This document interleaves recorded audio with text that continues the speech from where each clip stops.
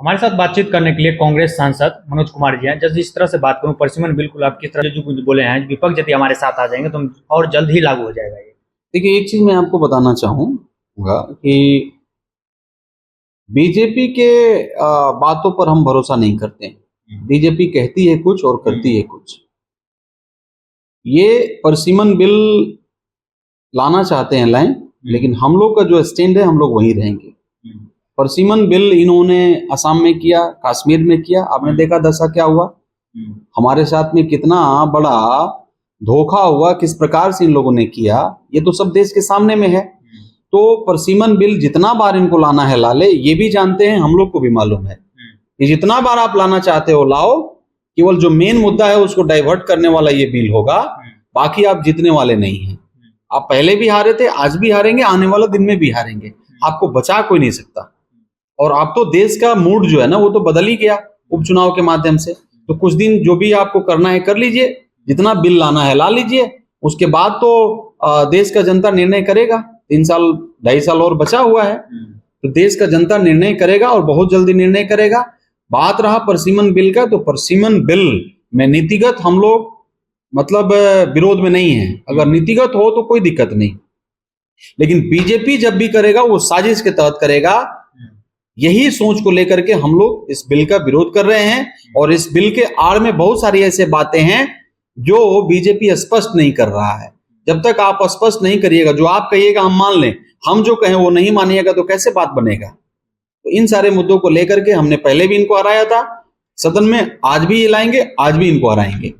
दूसरा, जिस तरह से मैं बात करूं, जंतर मंतर पे आपने देखा जो छात्र आंदोलन हुआ था, उसके बाद बिहार में भी बहुत सारा हुआ। अभी आप देखें 10-12 दिन से देख रहे हैं झारखंड में भी हो रहा है। अभी भी मनोज तिवारी का जो बयान आया है, तो वो कह रहे हैं सीधा तौर पे जो राहुल गांधी झारखंड छात्र को, जो जितना भी वहां बैठे हैं, उनको छात्र नहीं मानते हैं। ठीक है, बांकीपुर तो गए थे, ये भी को प्रचार किए, गाना गाए, क्या हुआ। वहां के लोग उनका तो राष्ट्रीय अध्यक्ष का सीट नहीं बचा सके। छोड़िए ना भाई राहुल, ये सबको मालूम है कि आदरणीय जननायक राहुल गांधी जी को ये लोग का काम है रोज कुछ ना कुछ बोलना। जब नेता नहीं मानते हैं छात्र, तो लाखों का भीड़ क्यों लगता है। आप ही बताइए, जब नेता नहीं मानते हैं छात्र, तो कोटा में, उत्तराखंड में आज हमारे नेता जननायक राहुल गांधी जी इलाहाबाद में है, वहां आप देख लीजिए कितना भीड़ जुटा है। तो जब नेता नहीं मानते तो लोग आते क्यों हैं। जाहिर सी बात है, नेता आप हैं तो बांकीपुर का पूछ लीजिए क्या हुआ। मतलब आपका अपना राष्ट्रीय अध्यक्ष का सीट नहीं बचा सके, तो कम से कम मतलब आपको सोच समझ के बयान देना चाहिए। वैसे पे एक अच्छा आप गायक भी रहे हैं, समाज में रहे हैं, जरूर देखिए, यहाँ तो व्यक्तिगत किसी की कोई लड़ाई नहीं है, विचारधारा की लड़ाई चलती है।